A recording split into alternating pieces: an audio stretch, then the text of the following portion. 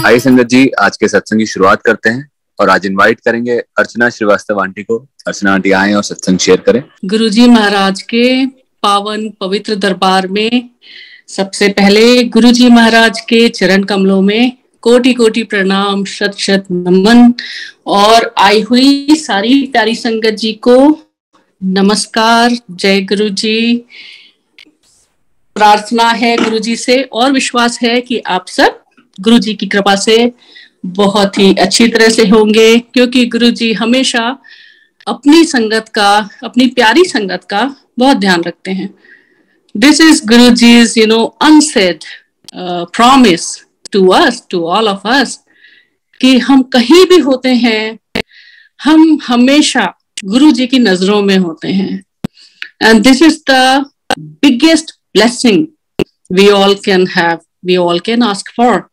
तो इसलिए गुरु जी महाराज का सबसे पहले बहुत बहुत शुक्राना आज फिर से सत्संग सेवा का अवसर देने के लिए, क्योंकि सत्संग सेवा एक ऐसी सेवा है जो गुरु जी ने खुद ही संगत को दी हुई है, बख्शी है अपने। जब गुरु जी फिजिकल फॉर्म में थे तब से गुरु जी ने ये एक सुंदर परंपरा शुरू की, सत्संग शेयरिंग की। और गुरु जी ने अपने सामने संगत से कहा कि 10 सारियानू मैं की कीता तेरे वास्ते, गो एंड टेल एवरीवन, बताओ सबको जाके कि तुम्हारा गुरु तुम्हारे लिए क्या क्या करता है, कैसे तुम्हारी जिंदगियां संवारता है, कैसे तुम्हारे भाग्य बदलता है, हाउ ही रीराइट्स आवर डेस्टिनी। जैसे गुरुजी हमेशा अपने फिजिकल फॉर्म में मुस्कुराते हुए अपनी गद्दी पर, अपने सिंहासन पर बैठ के मंद मंद मुस्कुराते हुए सुनते थे जब संगत को कहते थे। एक दो वीडियोस भी हैं, सबने देखे होंगे, रेयर ही हैं पर हैं। कैसे गुरुजी खुद भी सुनते थे लेकिन साथ साथ बहुत शर्माते हुए, क्योंकि गुरुजी कभी नहीं चाहते थे कि गुरुजी के बारे में कोई इस तरह से पब्लिसिटी करे और कहीं जाके एंडोर्समेंट, जरूरत ही नहीं है, उनको क्या जरूरत है। लेकिन जो उनके सत्संग हैं वो अपने आप में सब कुछ बयान कर देते हैं। तो किसी को भी गुरुजी के बारे में बताना है तो सत्संग शेयर करिए, सत्संग बताइए गुरुजी के, वही सब कुछ कह देगा। गुरुजी ने खुद भी कहा कि किसी से मेरे बारे में बताना है, सत्संग करो उसके साथ। सत्संग करने का मतलब ही यही होता है कि हम जो गुरुजी की ब्लेसिंग है उसको उस तक पहुंचा रहे हैं। गुरुजी ने कहा था अपने गुरु की उस्तत करना सब तो बड़ा पाठ। ऐसे करके पाठ करने के बराबर हम ये सत्संग शेयर करते हैं, और सत्संग जो करता है, जो सुनता है, दोनों तरफ गुरुजी की ब्लेसिंग होती है। इसलिए तो गुरुजी बहुत बहुत शुक्राना सुनवाने और करवाने का। सत्संग, अपना सत्संग आप खुद कराते हैं। आज भी जो भी कुछ गुरुजी मन में डालते हैं, जो भी हम बोलते हैं, वाणी भी उनकी, मन भी उनका, तो हमारे हाथ में तो कुछ भी नहीं रहता। We are not even mere instruments, we are mere puppets. गुरु जी जैसा चाहते हैं करवाते हैं, लेकिन शुरू से शुरू करेंगे क्योंकि गुरु जी ने कहा कि शुरू से बताओ। तो हमारी गुरु जी के साथ इस जन्म की जर्नी शुरू हुई ईयर 2003 से। हम शादी के 3-4 साल बाद यूके रह के वहां से गुड़गांव आए, और गुड़गांव में हमने घर लिया एक DLF में, जहां पे हमारी neighbour Mrs Bhatia, Usha Bhatia aunty थी, और उनके यहाँ जाना आना शुरू हुआ। उनको भी बहुत बहुत शुक्राना, जो गुरु के दर तक आपको ले गया, हमेशा उसके लिए आपके मन में बहुत शुक्राना होना चाहिए, क्योंकि गुरु जी ने उनको माध्यम बनाया अपने तक बुलाने के लिए हमें। हम उनके यहाँ पे मैं जाती थी कुछ इस तरह के जो पर्सनल थिंग्स थी कि उनका एक सैलून और अच्छा सा काफी बहुत ही अच्छा सा एक था, तो उसमें मैं जाती थी। मैंने पहले तो गुरुजी का स्वरूप देखा, उन्होंने पहना भी हुआ था गले में लॉकेट, लेकिन बार बार वो अट्रैक्शन होती थी, लेकिन पूछने का कभी ऐसा लगा नहीं। Little bit of my background कि मेरा बचपन आई वुड से कि एक बहुत आध्यात्मिक फैमिली में बीता, क्योंकि मेरे फादर क्रिया योगी थे, दैट टू वेरी स्टॉन्च क्रिया योगी। और जो महावतार बाबा जी और योगानंद जी हैं, वो हमारे घर में जैसे हमारे महान गुरुओं की तरह उनकी बहुत पूजा क्या, लेकिन हाँ उनका बहुत ध्यान होता था। और एक किताब है ऑटोबायोग्राफी ऑफ अ योगी, योगी कथामृत, वो हमारे लिए जैसे बाइबल हुआ करती थी। तो उसको पढ़ना रेगुलरली और उसके बारे में चर्चा करना, ध्यान करना, ये सब एक इस तरह का एनवायरनमेंट था where I grew up in a family like that. तो एक ऑटोबायोग्राफी ऑफ अ योगी में महावतार बाबा जी हैं। अब मेरे मन में बचपन से बड़ी जिज्ञासा थी उनको लेके। महावतार बाबा जी जितना कुछ लिखा है के बारे में, वो पढ़ के तो मुझे वैसे ही, और हाई स्कूल में मैं थी तो मेरे फादर ने मेरा बहुत इंटरेस्ट देखा ध्यान में, योग में, इस किताब में, तो उन्होंने मुझे फॉर्मली क्रिया योग में दीक्षित कर दिया, इनिशिएट कर दिया। अब मेरी पूरी लाइफ सिर्फ महावतार बाबा जी की खोज में गुजर रही थी until I met गुरुजी।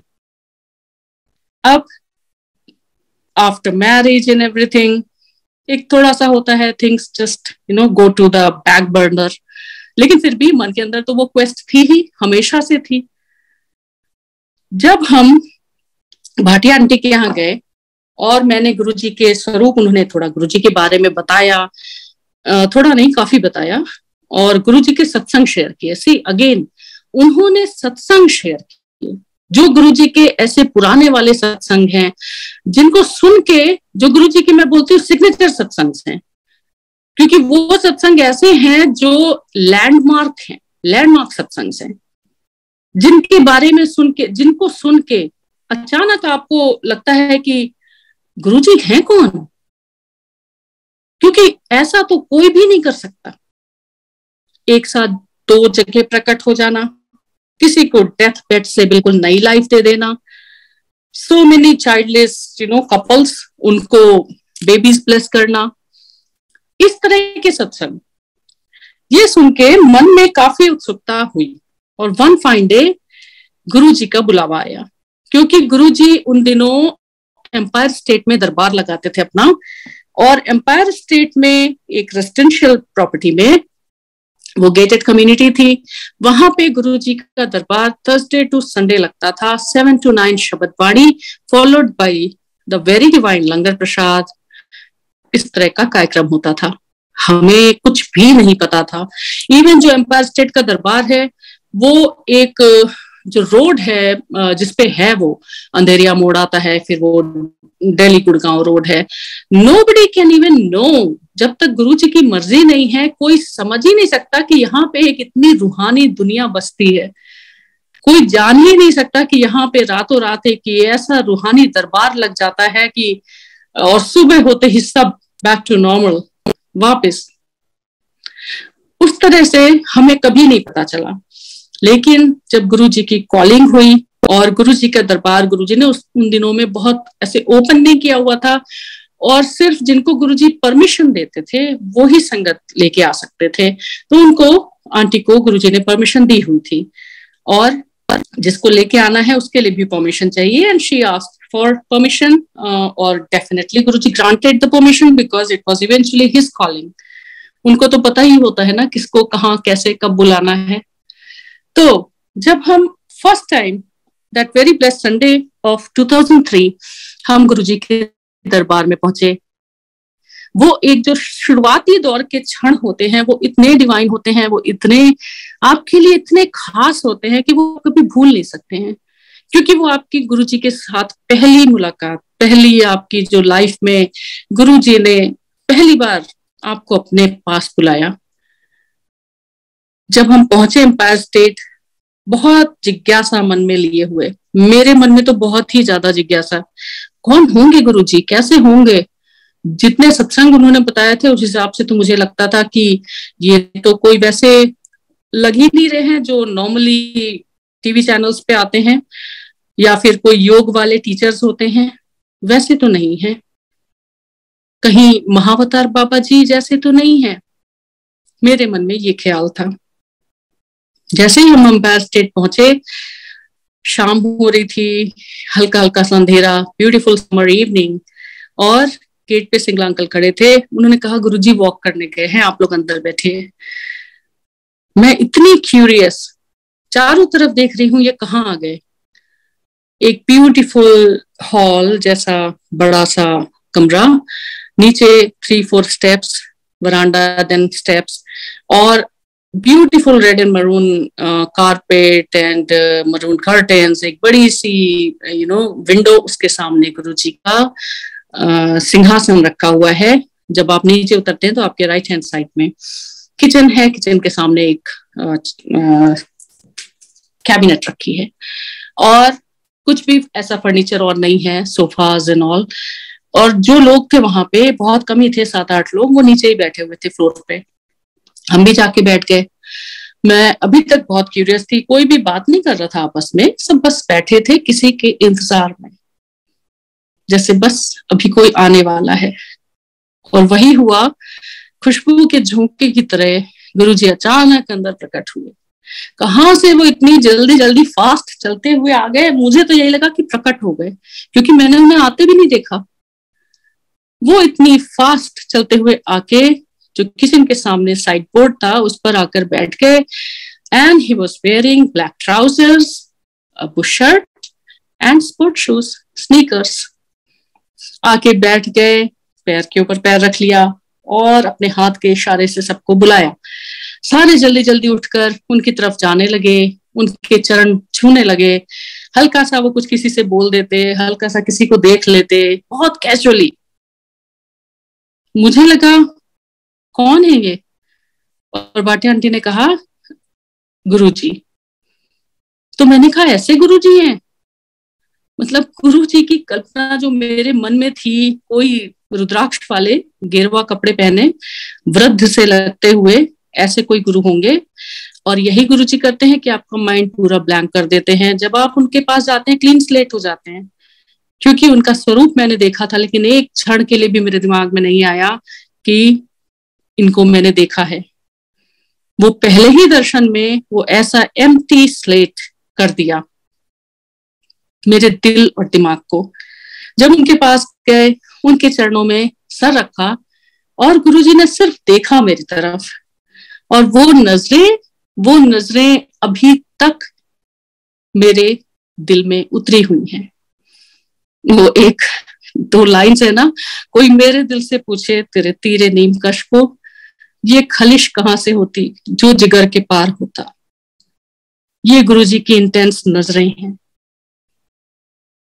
कभी भी आपके दिल से निकलती नहीं है।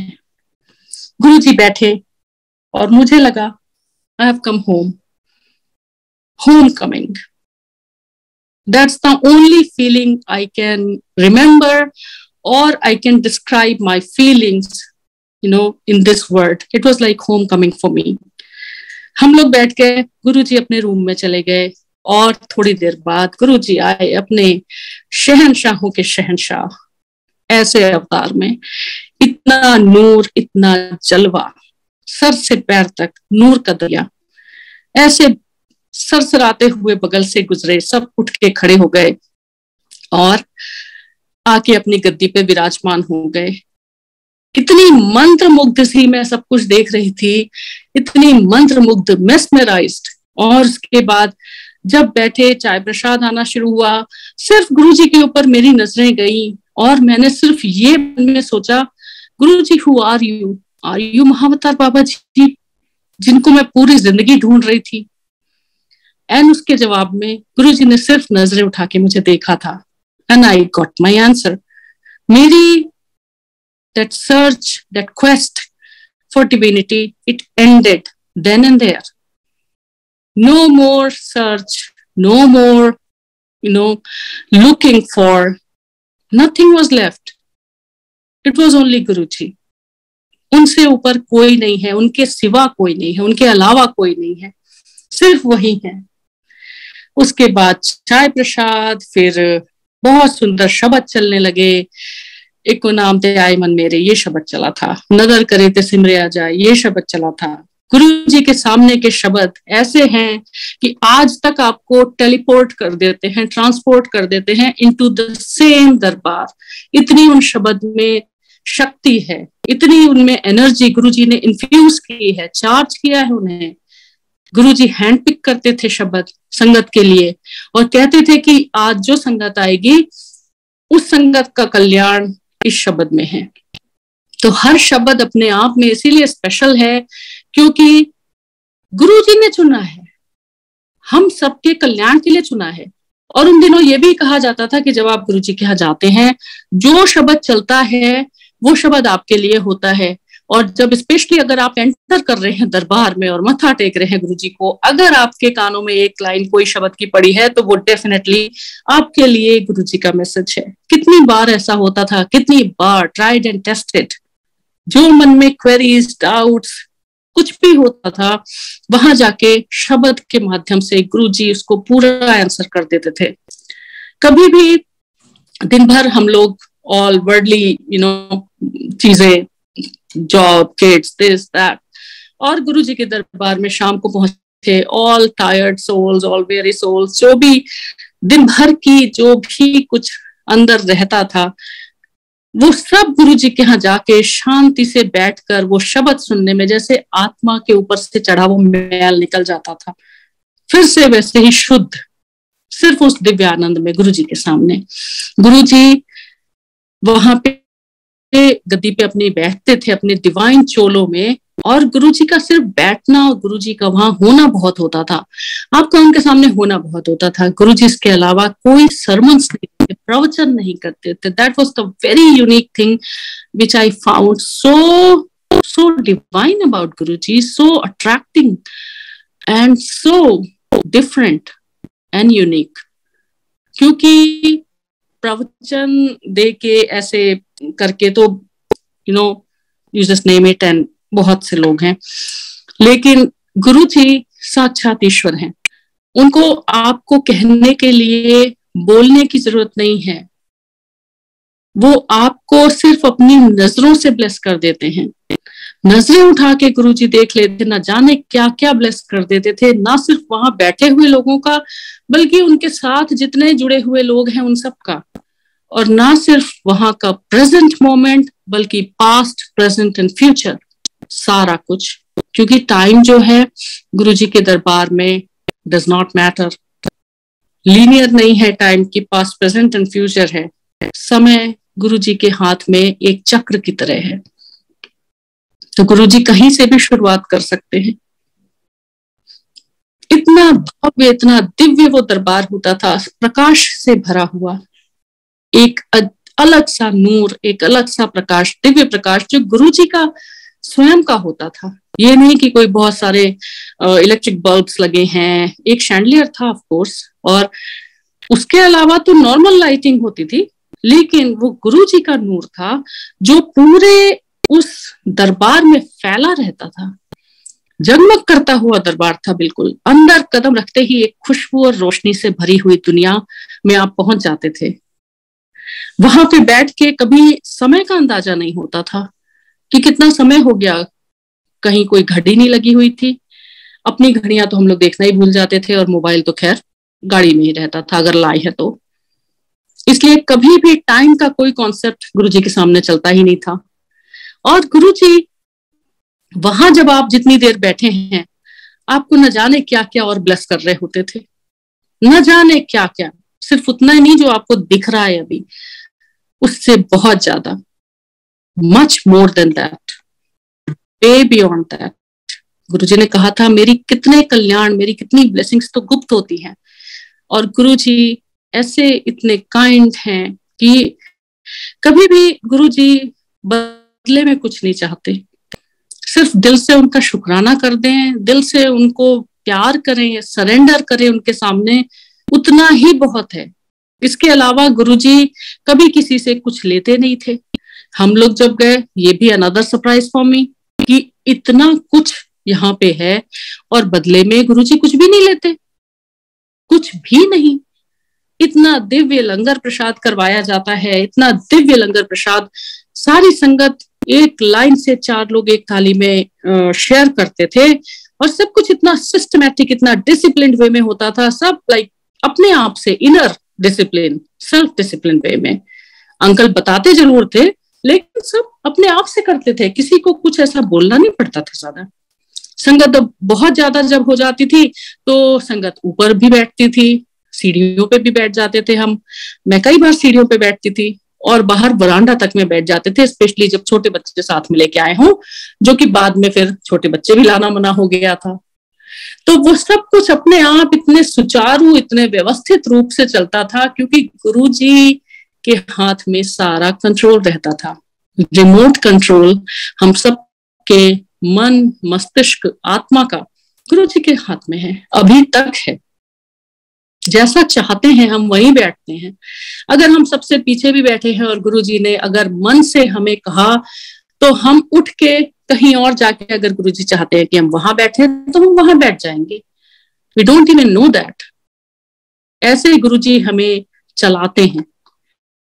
कितनी बार ऐसा हुआ, मेरे मन में कोई भी थॉट आता था और गुरुजी कहीं ना कहीं से वो एक इशारा, वो एक ऐसा सिग्नल मुझे मिल जाता था कि मुझे लग जाता था कि गुरुजी मेरे मन की बात जानते हैं। एक बार बहुत संगत हो गई थी एम्पायर स्टेट में, बहुत ज्यादा, क्योंकि गुरुजी ने दरबार खोल दिया था, दरबार गुरुजी ने ओपन कर दिया था, सबको इजाजत हो गई थी कि संगत ला सकते हैं, फ्रेंड्स एंड फैमिलीज को ला सकते हैं, और ज्यादातर लोग लाने भी लगे थे क्योंकि ऑफ कोर्स सबको लगता है कि ईश्वर है धरती पर, तो सबको उनके दर्शन करने चाहिए। जब बहुत संगत हो गई थी और उसमें क्या होता था कि फिर बाहर जब लंगर का शुरू होता था, वो जब ओम नमः शिवाय चलता था, वो एक तरह से लंगर की बेल होती थी, उससे हमें समझ में आ जाता था कि अब ये इतना सुंदर शब्द बाणी का डीप एकदम जो मेडिटेटिव स्टेट है जिसमें गुरुजी बैठते थे और कुछ नहीं बोलते थे। गुरुजी भी उस समय पे सिर्फ बैठ के संगत को अपनी नजरों से निहाल करते रहते थे, ब्लेस करते रहते थे, और ज्यादातर समय गुरुजी नीचे देखते रहते थे, ऊपर देखते भी नहीं थे। सिर्फ कभी कभी बीच में नजर उठा के पूरी संगत पे ऐसे अपनी नजरें घुमाते थे, डिवाइन नजरों से। जब अमृत की वर्षा होती थी पूरी संगत के ऊपर, वो बौछारें अमृत की भीग जाते थे सब उसमें। गुरुजी हमेशा हाथों से मुद्राएं करते थे, कुछ ना कुछ, कुछ कहीं और रहते वो सामने यहाँ दिखते थे in this physical human garb, लेकिन रहते वो कहीं और थे, किसी और सचखंड में, किसी और लोक में, न जाने कितनों का कल्याण करते हुए। हाथों से वो दिव्य डिवाइन मुद्राएं बनाते हुए, अभय मुद्रा, वर मुद्रा, हाथों की उंगलियों को परस्पर थोड़ा रगड़ के वो इतनी दिव्य मुद्राएं बना बना के सबके भाग्य बदलते थे, जितने वहां पे हैं उनके भी और जो नहीं है उनके भी। रीराइटिंग संगत्स डेस्टिनी, फेट, जिंदगियां बदल देते हैं। तो उस दिन भी संगत में काफी लोग थे और हम सब उठ के बाहर जाने लगे क्योंकि लंगर के 3 राउंड होते थे। 3rd राउंड में कक्कड़ अंकल बाहर आके वरांडे से जोर से आवाज लगाते थे, लास्ट कॉल फॉर लंगर। तो लास्ट कॉल फॉर लंगर तक हम रुके रहते थे, जिससे हमें वहां पे ज्यादा रुकने का समय मिले।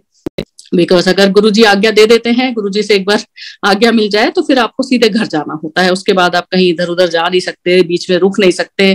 गुरुजी ने कहा मेरी ब्लेसिंग लेके सीधे घर जाओ, तो सीधे घर जाना होता था और उसके बाद आप वहां रुक भी नहीं सकते थे। तो इसलिए हम थोड़ा सा साइड में होके पिलर के पास कहीं खड़े हो जाते थे कि लास्ट कॉल फॉर लंगर होगा उसके बाद जाएंगे। तो उस दिन जब बाहर निकल रही थी और गुरुजी के चरणों में मेनका गांधी आंटी बैठी थी, और जैसे ही मैंने उनको देखा मेरे मन में बस एक थॉट आया, जो पहले दिन भी आया था, अरे यहाँ तो बहुत सारे VVIPs आते हैं। और पहले दिन तो ये भी लगा था, do we really belong here, क्योंकि मुझे लगा कि हाँ celebrities, page 3 personalities and VVIPs and politicians ऐसे लोग दिख रहे हैं।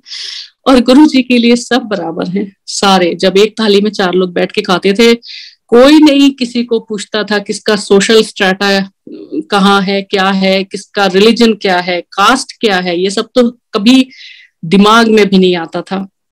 और जैसे मैंने उनको देखा, एक वही पुराना विचार दिमाग में फिर से फ्लैश हुआ, और उसी क्षण गुरुजी ने अपने हाथ के डिवाइन इशारे से, जैसे वो हाथ से इशारा करके बुलाते थे, बस उनकी उंगलियों का इशारा बहुत होता था हमारी आत्मा को अपनी तरफ खींचने के लिए।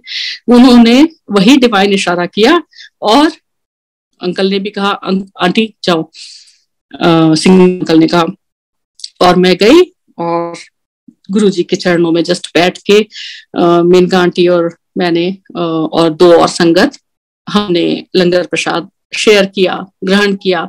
और 2 बहुत अच्छी सीख उस दिन उन्होंने मुझे दी, फिनिश योर लंगर हियर, और दूसरा अपना लंगर खुद फिनिश करो। ये 2 सीख भी जरूरी थी मेरे लिए इस दिन, इसलिए गुरुजी ने उस दिन मुझे उनके साथ बिठाया।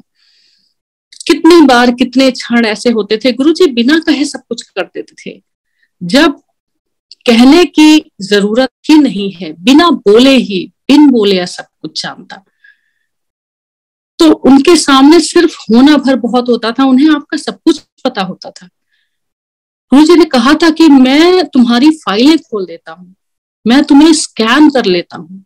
स्कैन करने का मतलब ही यही है कि ऐसा सोल जो हमारी जर्नी है अभी तक की, whatever we have been through, whatever we have done in our previous lives also, सिर्फ इस जन्म का नहीं है ये संबंध, न जाने कितने पुराने जन्मों का है। गुरुजी हमें एज अ सोल देखते हैं। जैसे हम गुरुजी के सामने आते हैं, गुरुजी एक क्षण में हमें स्कैन कर लेते हैं एज अ सोल। गुरुजी सिर्फ वही देखते हैं, हमारी आत्मा, और उन्हें कोई कुछ भी नहीं गुरुजी के सामने दिखा सकता कि हमारा ये स्टेटस है, हमारा ये समाज में स्थान है, हमारा ये एजुकेशनल बैकग्राउंड है। Nothing matters, nothing at all.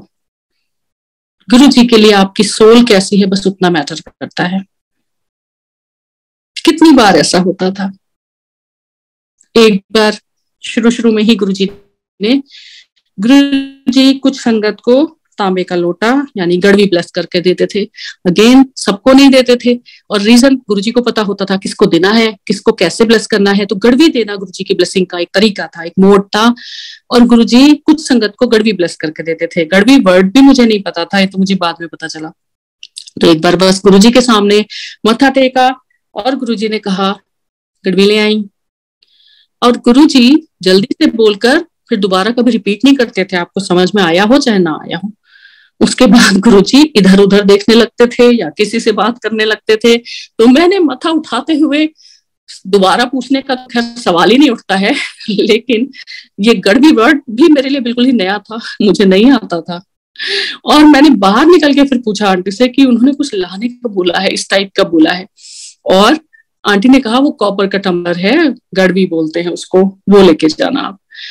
उसके बाद हमारी एक रिलेटिव थी आरकेपुरम में, उनके घर में, उनके बिल्डिंग कॉम्प्लेक्स में गुरुजी ने एक प्राइवेट सत्संग में गुरुजी आए ना। प्राइवेट सत्संग वो होते थे जहां पे गुरुजी जाते थे, और सारी संगत के लिए वो ओपन नहीं होता था, सिर्फ जिनको गुरुजी कहते थे उनके लिए, और जो जिसने होस्ट किया है उनके जो भी फ्रेंड्स एंड फैमिली हैं उनके लिए। तो हम भी उनके फैमिली थे, फैमिली मेंबर। तो हम वहां पे गए आरकेपुरम में। गुरुजी ने खुद से कहा कि नीचे पार्किंग लॉट में स्टेज लगवाना।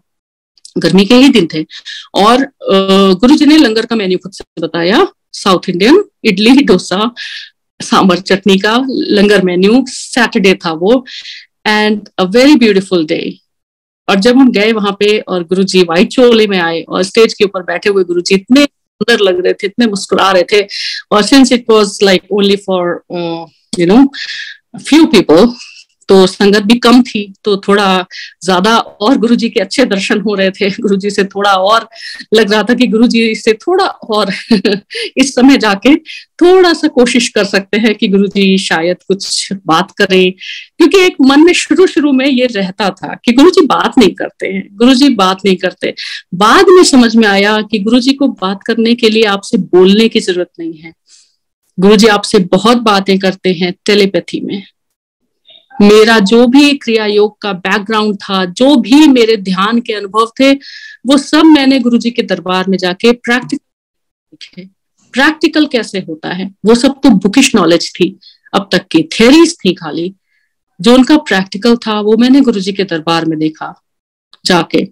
तो वहां पे गुरुजी बैठे थे, तो मेरी वो जो आंटी थी वो मुझे लेके गई और मैंने फिर से गुरुजी के चरणों में मत्था रखा और कुछ कहने के लिए मुंह खोलने ही वाली थी कि गुरुजी ने फिर से कहा, गड़बी ले आई, बोला ना।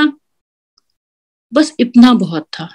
मुझे लगा कि गुरुजी मुझे जानते हैं, मैं तो बहुत नई हूं यहाँ पे, मुझे तो लगता है कि यहाँ इतने बड़े बड़े लोग आते हैं, इतने सारे लोग आते हैं, गुरुजी के आसपास बैठे रहते हैं, मुझे तो गुरुजी जानते भी नहीं होंगे। और गुरुजी को ये याद था कि उन्होंने मुझे गड़बी लाने को कहा और मैं लाई नहीं हूं। That was the day I really surrender to Guruji, क्योंकि मुझे लगा कि जब गुरुजी जानते कुछ, जब मेरे बारे में जानते हैं, जब सब कुछ जानते हैं, then there was no desire left, there was no resistance left actually. गुरुजी के सामने हम जब भी बैठते थे, हम में से किसी को याद नहीं होगा कि हमारे मन में क्या चल रहा होता था, क्योंकि गुरुजी हमारे मन की स्थिति ऐसी कर देते थे, एकदम ब्लैंक स्लेट कर देते थे।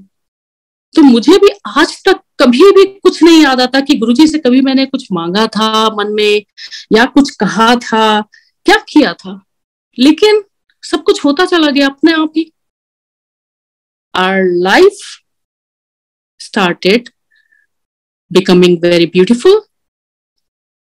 हर तरह से जिसको हम बोल सकते हैं in materialistic terms, progress, success in profession. मेरे हस्बैंड विकास अंकल हर तरह से प्रोफेशनली गुरुजी ने बहुत ब्लेस किया। He was from IIT Delhi and he was he is a very technical minded person, लेकिन गुरुजी ने उनका पूरा कायाकल्प कर दिया, वो बहुत स्पिरिचुअल हो गए और एंड प्रोफेशनली बहुत ब्लेस किया गुरुजी ने। बच्चे स्कूल में, अच्छे स्कूल में एडमिशन, गुड़गांव में DLF में अपना घर, जिसके कागज भी हम गुरुजी के सामने लेके गए जब घर हमने खरीदा, और DLF का अपार्टमेंट अपना और गुरुजी के सामने, क्योंकि उस टाइम पे लोग लेके आते थे, वीजा के फॉर्म्स भी लेके आते थे, घर खरीदते थे तो उसके पेपर्स लेके आते थे, तो हम भी लेके गए, क्योंकि हमें लगता था गुरुजी देख लेंगे या गुरुजी के सिर्फ चरणों भर में रख देने से वो ब्लेस हो जाएगा, हर चीज ब्लेस हो जाती है। और हमने वही किया और हमने वो घर के पेपर्स ले जाके गुरुजी के चरणों में रख दिए, एंड ऑफ कोर्स बहुत ब्लेस किया गुरुजी ने, उस घर को बहुत ब्लेस किया।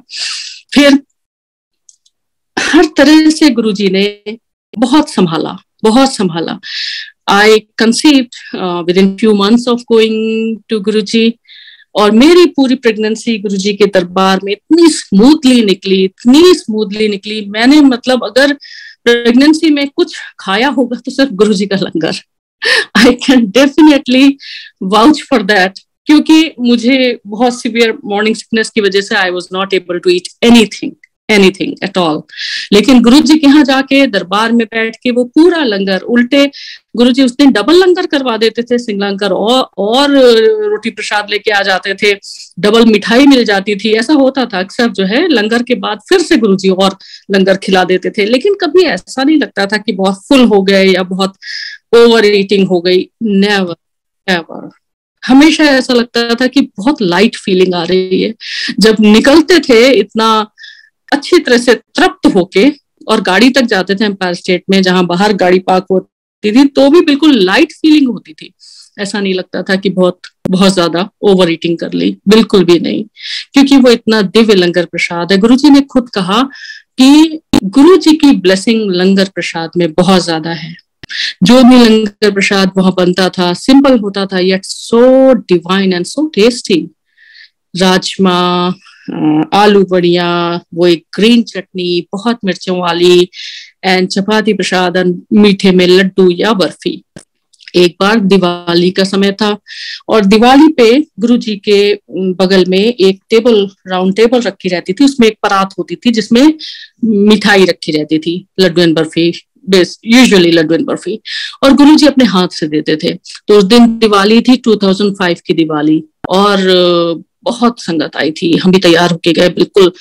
आई wore a red sari from my wedding collection and dressed up and decked up nicely, and Guruji के सामने पहुंचे और लंगर किया, और मेरी नजर पड़ी गुरुजी के जो बगल में परात रखी थी उसमें मिठाई और गुरुजी पे, और मैंने देखा गुरुजी तो ऐसे खुले हाथों से प्रसाद देते हैं कि उनके एक हाथ से दिया हुआ प्रसाद संगत के दोनों हाथ ऐसे भर जाते थे, ओवरफ्लो होने लगता था, और बाहर जाके उसको सिर्फ डायरेक्टली फ्रॉम माउथ खा सकते थे, there was no other way. और गुरुजी ऐसे खुले हाथों से प्रसाद दे रहे हैं, तो जब तक लंगर का ये राउंड खत्म होगा हम बाहर जाएंगे, हाथ धोएंगे, जो कि एक प्रोटोकॉल था, और फिर अंदर आके आज्ञा लेंगे, तब तक तो गुरुजी ये सारा प्रसाद संगत में बांट देंगे। इतना सोचना भर था कि देखिए गुरुजी कैसे आपके मन की एक एक बात जानते हैं। फिर वही गुरुजी का डिवाइन इशारा हाथ का उनका आया, और जिसके लिए होता था वो समझ जाता था। ऐसा गुरुजी का आपके ऊपर कंट्रोल है, आपके माइंड पे, आपकी सोल पे। वो जो उनकी उंगलियों का डिवाइन, उनकी उंगलियों की डिवाइन मूवमेंट, हरकत, उससे इमीडिएटली मैंने गुरुजी की तरफ देखा और गुरुजी ने बुलाया। और उस दिन आई थिंक ये प्रोटोकॉल ब्रेक हुआ पहली बार और शायद आखिरी बार, कि बिना हाथ धोए बाहर मैं गुरुजी के सामने गई, और गुरुजी ने हाथ में उठा के इतना सारा प्रसाद, जब तक मैं गुरुजी की तरफ जा रही थी गुरुजी उस लड्डू एंड बर्फी को प्रसाद को हाथ से अपने मिक्स कर रहे थे। आई सॉ दैट, मैंने देखा गुरुजी अपने डिवाइन हैंड से उस प्रसाद को अच्छी तरह से मिक्स कर रहे हैं। इतना मिक्स कर दिया था उन्होंने कि वो बड़ा सा बॉल जैसा बन गया था, जिसमें समझ ही नहीं आ रहा था कि लड्डू है कि बर्फी है, दोनों का मिक्सचर हो गया था।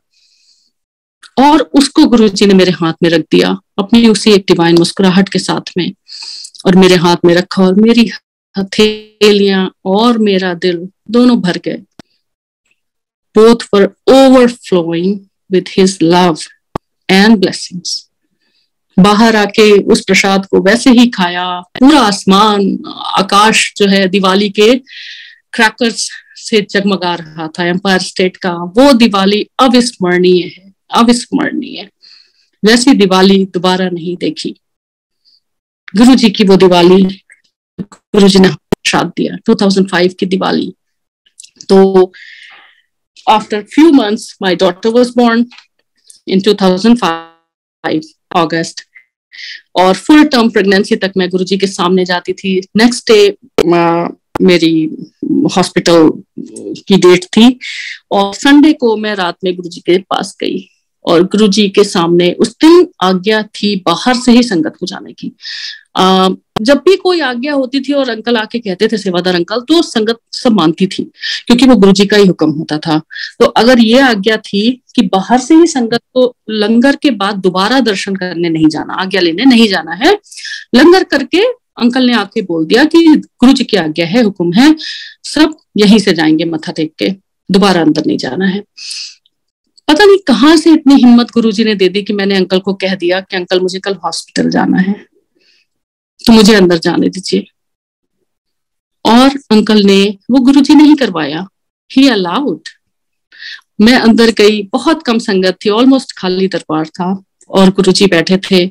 मैंने उनके चरणों में अपना सर रख दिया, and that's it. Next morning Monday my daughter was born, और जब वो 40 डेज की हुई, because of hygiene, because of the health issues, otherwise तो मैं उसको दूसरे ही दिन लेके जाती। जब उसको लेके गए 40 डेज बाद, गुरुजी स्माइल्ड जब मैंने उसको गुरुजी के चरणों में रख दिया। उन्होंने ही दिया, इसलिए इतने सुखद क्षण, इतने जो आपकी जिंदगी के सबसे प्रेशियस, सबसे अनमोल क्षण होते हैं, वो गुरुजी ने ब्लेस किए हैं। और गुरुजी की इतनी कृपा है कि अभी तक कर रहे हैं। हर अच्छी चीज, हर जो चीज जो हम कभी भी, आप वर्डली सेंस में सोचिए क्या अच्छा है, सब कुछ अगर आपके साथ अच्छा चल रहा है तो क्या है, इसके पीछे सिर्फ गुरुजी की ब्लेसिंग है और कुछ भी नहीं। हमारे जैसे न जाने कितने ऐसे ही होते हैं, किसी में कोई काबिलियत नहीं होती है, लेकिन ये गुरुजी हैं जो हम सबको संभालते हैं। और कभी अगर टफ टाइम्स भी आते हैं, जो सबकी लाइफ में आते हैं, दिस इज नॉर्मल, हम सब ह्यूमन लाइफ में हैं, हमें सबको फेस करना है, अप्स एंड डाउन्स, दुख और सुख। उसमें भी गुरुजी इतनी हिम्मत देते हैं कि गुरुजी साथ में हैं। अंदर से कॉन्फिडेंस आ गया है। हमेशा लगता है गुरुजी तो है ना, गुरुजी देख लेंगे। ये एक इतना बड़ा रिएश्योरेंस गुरुजी ने दे दिया, इतना sense of security, that feeling of safety, feeling of being safe under Guruji's care. क्योंकि उनकी शरण में अगर हम हैं तो हमको अपने आप से सोचने की भी जरूरत नहीं है। Guruji will do the best for us, whatever he does is the best possible for us. फिर कुछ दिनों बाद हमने ये सब मोमेंट्स ऐसे हैं कि जो हमारी जिंदगी के लैंडमार्क हैं, लैंडमार्क सत्संग हैं।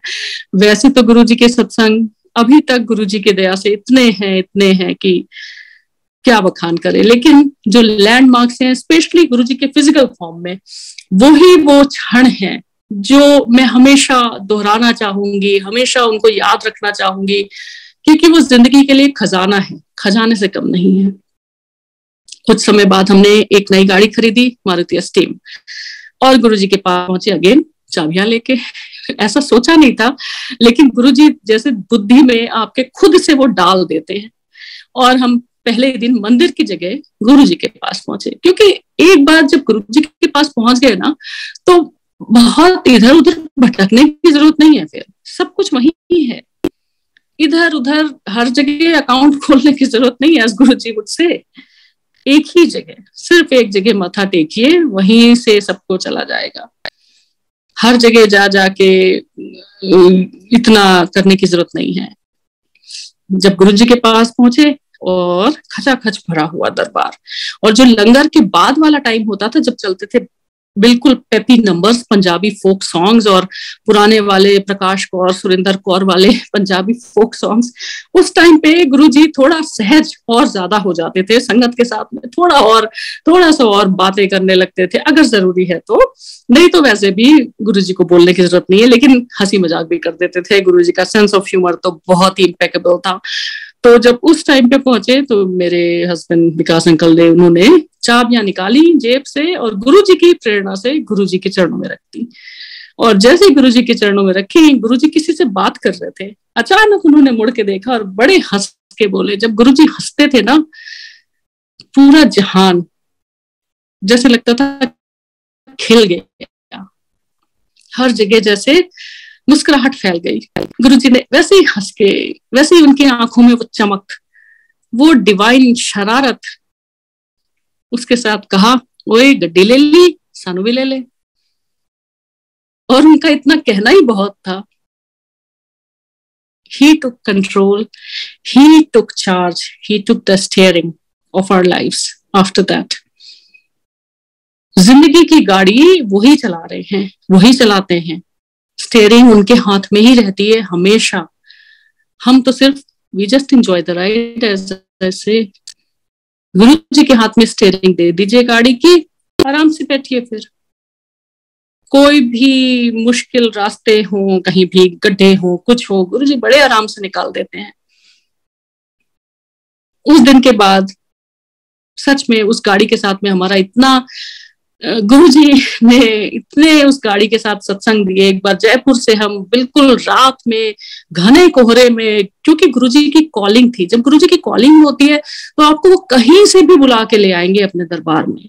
कितनी बार घर से उठा के, बिल्कुल लिटरली घर से बुला के ले जाएंगे। उस दिन हम जयपुर गए हुए थे और उस घने कोहरे में न्यू ईयर के फंक्शन के लिए, जो बड़े मंदिर में होता था, गुरुजी ने हमें जयपुर से बुलवाया। 8-10 घंटे उस गाड़ी में, एकदम जीरो विजिबिलिटी के फॉग में गाड़ी किसने चलाई, वी नेवर नो, हमारे हाथ में नहीं था। उस जीरो विजिबिलिटी के फॉग में, जहां ट्रक ड्राइवर्स तक अपनी गाड़ियां साइड में लगा के पार्क करके खड़े हो गए थे, नोबडी डेयर्ड, लेकिन हमारी स्टीयरिंग उस गाड़ी की गुरुजी ने संभाली हुई थी। और जब बड़े मंदिर पहुंचे, वो दिव्य नजारा, जो अमृत वर्षा होती है ना, वो थी वहां पे। वो जो ओस की बूंदे, ड्यू ड्रॉप्स गिर रही थी, 12 नहीं बजे थे अभी रात के, वो ड्यू ड्रॉप्स, वो अमृत वर्षा थी। वो गुरुजी वहां थे, इसलिए वो अमृत वर्षा हो रही थी। And after that was the last new year with Guruji. उसके बाद तो गुरुजी ने समाधि ले ली थी। इसलिए गुरुजी ने खींच के बुलाया हमें। इतने सुंदर गुरुजी लगते थे जब बड़े मंदिर में फंक्शंस होते थे, इतने सुंदर गुरुजी लगते थे, अपनी संपूर्ण कला में होते थे, in his full complete glory. जैसे शरद पूर्णिमा का चंद्रमा 16 कलाओं से युक्त, जैसे श्री कृष्ण 16 कलाओं से युक्त, एक भी कला कम नहीं। वैसे ही गुरुजी लगते थे जब बड़े फंक्शंस होते थे, उनमें संपूर्ण कला समर्थ, संपूर्ण कला सिद्ध, पूर्ण गुरु। हम सब कितने खुश नसीब हैं कि हमें पूर्ण गुरु मिल गए, कि हमें गुरुजी ने अपनी संगत बनने का मौका दे दिया इसी जन्म में।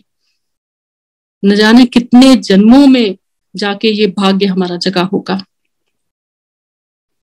कभी भी मत सोचिए कि गुरुजी फिजिकल फॉर्म में नहीं है तो कुछ बदल गया। Never ever. गुरुजी ने समाधि लेने के बाद में तो इतने सत्संग दिए, इतने सत्संग दिए। जब गुरुजी ने समाधि ले ली, बैसाखी का लास्ट सत्संग हुआ था जब बड़े मंदिर में, और हम गए बड़े मंदिर में। उस समय कार्ड पहली बार एम्पायर स्टेट में बैसाखी के कार्ड मिले, जिसमें ऊपर था हिज होलीनेस गुरुजी महाराज, और दोनों साइड सिर्फ वाहेगुरु वाहेगुरु लिखा था, गुरुजी का मंत्र लिखा था। गुरुजी का स्वरूप नहीं था। गुरुजी का स्वरूप ऐसे बांटने के लिए नहीं है कि आप लेफ्ट एंड राइट किसी को भी देते रहें। You have to earn it, you have to show that you deserve it. जब हम एम्पायर स्टेट जाते थे, एक एक स्वरूप गुरुजी का 4-4 महीने बाद मिलता था, वो भी छोटा सा, गाड़ी में लगाने वाला या शर्ट पे क्लिप करने वाला। एक बार वो मिला था ब्लेसिंग ऑलवेज वाला। इतना वो हमें जान से ज्यादा प्यारा है, इसलिए गुरुजी की ब्लेसिंग है उस स्वरूप में। गुरुजी के हर स्वरूप में गुरुजी की ब्लेसिंग है। बहुत आदर के साथ, बहुत सम्मान के साथ रखिए। कभी भी उसको ऐसे ही बांटने के लिए नहीं है कि हर किसी को आप देते फिरें। जो सच में एलिजिबल हैं कैंडिडेट्स, उनको गुरुजी अपने आप पहुंचवा देंगे, डोंट वरी। हम कोई नहीं होते हैं किसी को बीच में मीडिएटर बनने वाले या गुरुजी के पास तक पहुंचाने वाले। हम कोई नहीं है, वी आर नोबडी। गुरुजी खुद से चुनते हैं अपनी संगत। आप सिर्फ क्या कर सकते हैं? सत्संग। गुरुजी का सत्संग करिए। गुरुजी खुद अपनी संगत चुनेंगे, खुद अपना स्वरूप दिलवाएंगे आपसे अगर जरूरी होगा तो। उस टाइम पे जो कार्ड्स मिले हम एम्पायर स्टेट में, 5-7 कार्ड हमें मिले, 7 एग्जैक्टली। और ये बोल के दिए गए कि इनको आप अपने नेबरहुड, फ्रेंड्स, फैमिली, कहीं भी किसी को भी दे सकते हैं, मतलब ओपन दरबार। बड़ी खुशी हुई, पहली बार ऐसा हुआ।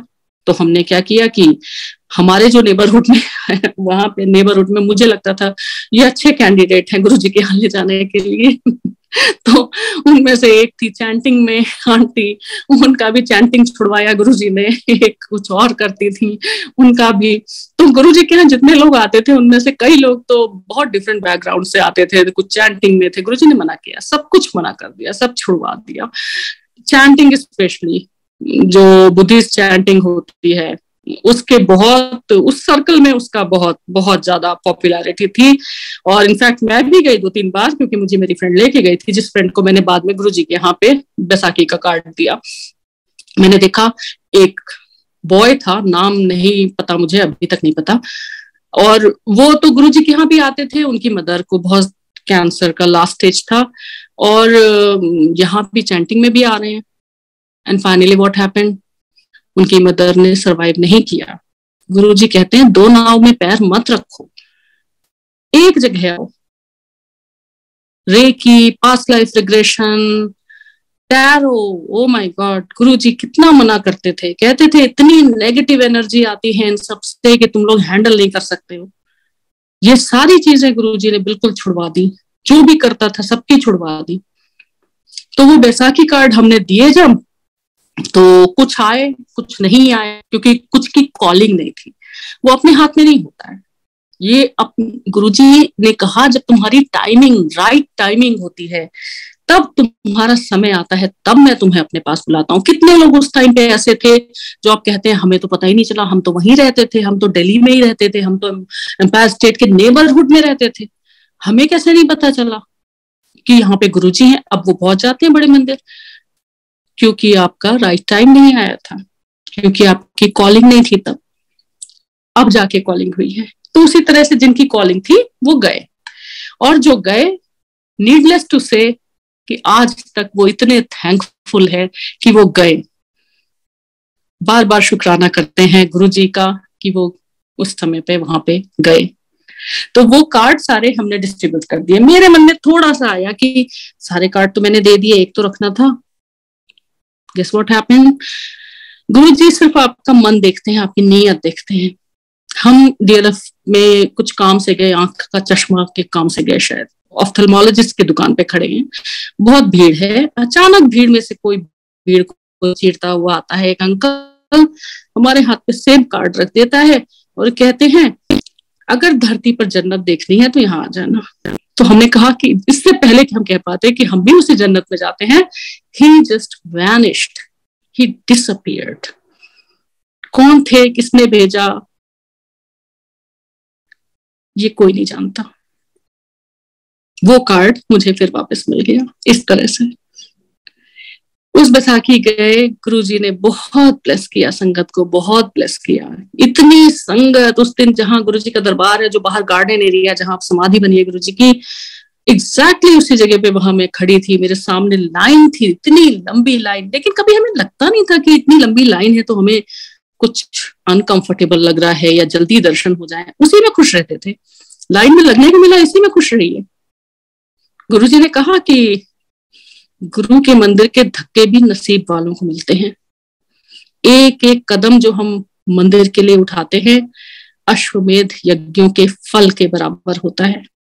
इसलिए मेरे सामने एक आंटी थी, suddenly she turned and she said, आपको पता है गुरुजी ने मेरी सिस्टर को एक और बेबी ब्लेस किया बिना उसके बोले। मैंने कहा ओके, अच्छा, अरे वाह।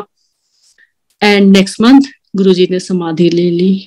दैट्स अनदर एपिसोड जिसके बारे में हम में से शायद ही कोई बात करना चाहे, क्योंकि गुरुजी हमारे लिए कहीं नहीं गए। वो लास्ट संगत डे, 27 मई का Sunday, the last supper, as I say, हम भी थे वहां पे। गुरुजी ने बुलवाया। I was not keeping well, क्योंकि मुझे पता ही नहीं था कि गुरुजी मुझे ऑलरेडी ब्लेस कर चुके हैं। और जैसे ही गुरुजी ने समाधि ली, within a week I got to know I am expecting again. ये गुरुजी ऐसे ब्लेस करते हैं आपको कहना नहीं पड़ता, आपको गुरुजी बताते नहीं, लेकिन ब्लेसिंग बराबर रहती है। गुरुजी की ब्लेसिंग्स आपके साथ हमेशा रहती है। इसीलिए गुरुजी ने अपने सिग्नेचर की ब्लेसिंग्स ऑलवेज। गुरुजी हम सब के साथ, हम सारी संगत के साथ गुरुजी की ब्लेसिंग हमेशा रहती है और हमेशा रहेगी टिल एटर्निटी। मुझे लगता है कि अब मैं अपने सत्संग को यहीं पे समाप्त करूं, और गुरुजी से सिर्फ एक प्रार्थना सारी संगत के लिए कि गुरुजी अपने चरणों से अलग मत करना, क्योंकि हमारे हाथ में नहीं है। ये गुरुजी हैं जो अपने से जोड़ के रखते हैं। ये उनकी ग्रेस है, उनकी मेहर है कि हम जुड़ पाते हैं, कि हम उनके बारे में बोल पाते हैं, कि हम सत्संग शेयर कर पाते हैं, कि हम सत्संग सुन पाते हैं। उनकी मर्जी, उनकी मेहर, इसलिए हम हैं, नहीं तो कुछ भी नहीं। So thank you so much Guruji. शुक्राना गुरुजी। सारी संगत जी, आपका भी शुक्राना, बहुत बहुत धन्यवाद। जय गुरुजी। शुक्राना गुरुजी।